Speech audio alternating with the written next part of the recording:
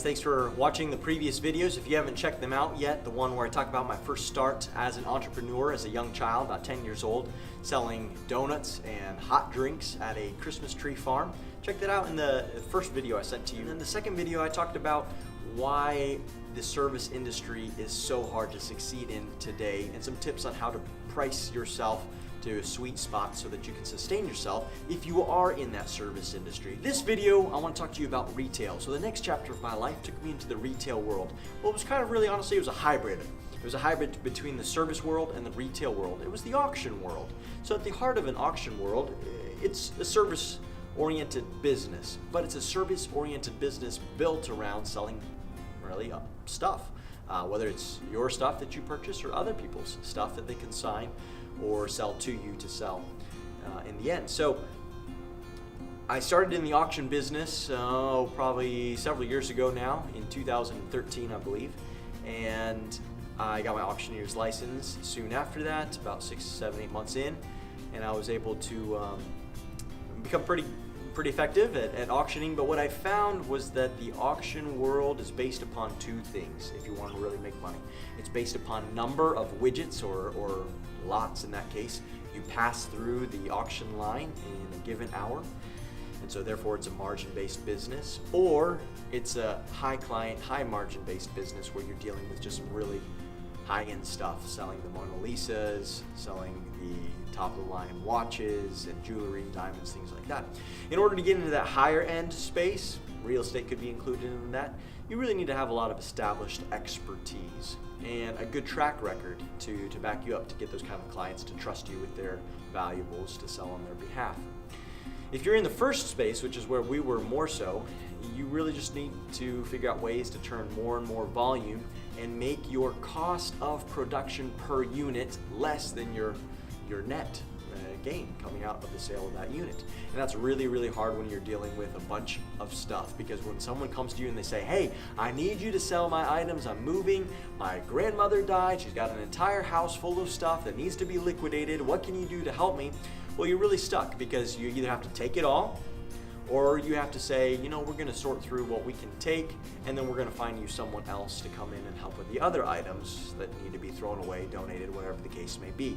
And that option usually is not as pleasing to your customer, because they're really looking for an easy fix, they're in a desperate situation, they need to move in the next few days, whatever the case may be. So they're really trying to have their issues solved as quickly as possible. So what that ends up looking like is you end up having to take the good, bad, and the ugly in order to make that sale happen. And the problem with that is the good isn't good enough to outweigh the bad, and certainly not enough to outweigh the ugly. And so if you're not really careful about how you position yourself in that market, because it's very labor intensive, you've got to review the system with the client, you've got to review their stuff, you've got to set up an appointment to pick up the stuff or have an auction on site, you've got to catalog it, you've got to prep it for sale, you've got to hold your auctions, you got to pay for your auctioneer, your marketing, your listing, your advertising, and then afterwards you got to handle all of the post-auction processing, whether that's the credit cards or getting the cash, the checks, and then the accounting and the reporting to the sellers and all of that. So it's a very intense process, and we got good at it, really good at it, but in the end, it really never felt like it was good enough. Let's face it, man. Traditional auction world is changing big time, and it's largely changing because of mobile media. So think about that. If you're going into a retail space, save yourself a lot of overhead costs.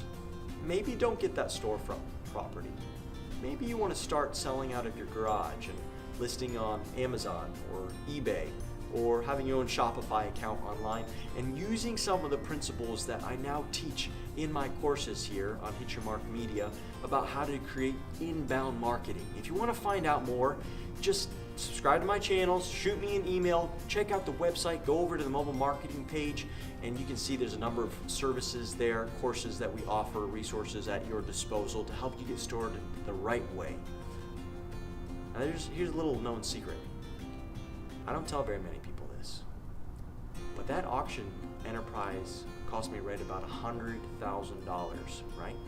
$100,000 in lost money that I invested in it. That was an expensive lesson I learned. And I don't want you to make that same mistake. So if I can help you with that, if any of this information is helpful to you, learn how to start right from the beginning. Have a good battle plan in place, a good business model, know your market, know your product, know how you're going to deliver it, do your calculations, what it's going to cost, and your projections on what you think you can make.